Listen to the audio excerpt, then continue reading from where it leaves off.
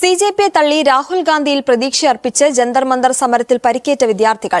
അമിത്ഷായ്ക്കെതിരെ ചോദ്യങ്ങൾ ഉന്നയിച്ചപ്പോൾ ചികിത്സയ്ക്കുള്ള പണം നൽകിയാൽ മിണ്ടാതിരിക്കുമോ എന്നാണ് അഭിജിത് ദീപ്കെ മറുപടി നൽകിയതെന്ന് വികാസ് നിർവാൾ എന്ന വിദ്യാർത്ഥി. ഡൽഹി പോലീസിൽ ജോലി ചെയ്യുന്ന ജ്യേഷ്ഠനും കുടുംബാംഗങ്ങളും പുറത്താക്കിയതോടെ തെരുവിൽ കഴിയുകയാണ് വികാസ്.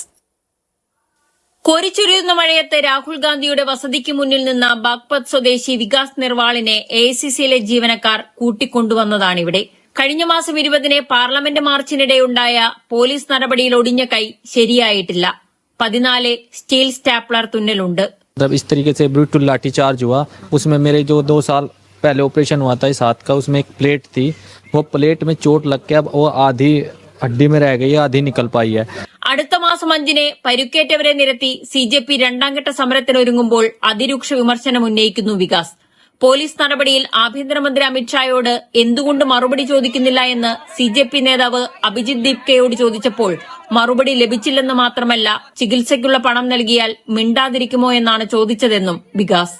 मैं दिल्ली में 12 अगस्त से हूँ, क्योंकि जो अभिजीत दीपके है जो मन के आए थे कि स्टूडेंट के मैं मशिया हूँ, तो मैंने 12 अगस्त को उनसे सीधे सवाल मैंने किया था इस चीज़ के लिए कि सर हमें एक जवाबदेही लेनी चाहिए. कम से कम गृह मंत्री अमित शाह से लाठीचार्ज क्यों हुआ, या तो गलती माने या फिर कुछ जवाब दे. तो उन्होंने बोला विपक्ष कर रहा है.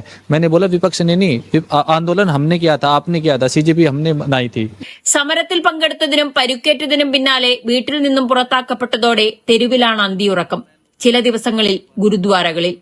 ये हजारों बच्चों को चोटें लगी है क्रिटिकल, उन सबको दो. तो उन्होंने बोला कि तुमने सबका ठेका उठा रखा है क्या.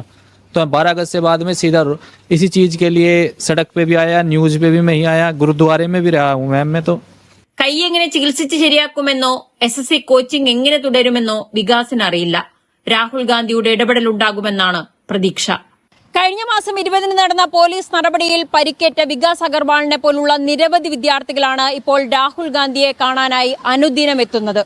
എല്ലാവരുടെയും പരാതികൾ സ്വീകരിച്ച് കോൺഗ്രസിന്റെ ലീഗൽ സെൽ പരിശോധിച്ച് തുടർ നടപടി സ്വീകരിക്കും എന്നുള്ളതാണ് AICC നേതാക്കൾ നൽകുന്ന മറുപടി.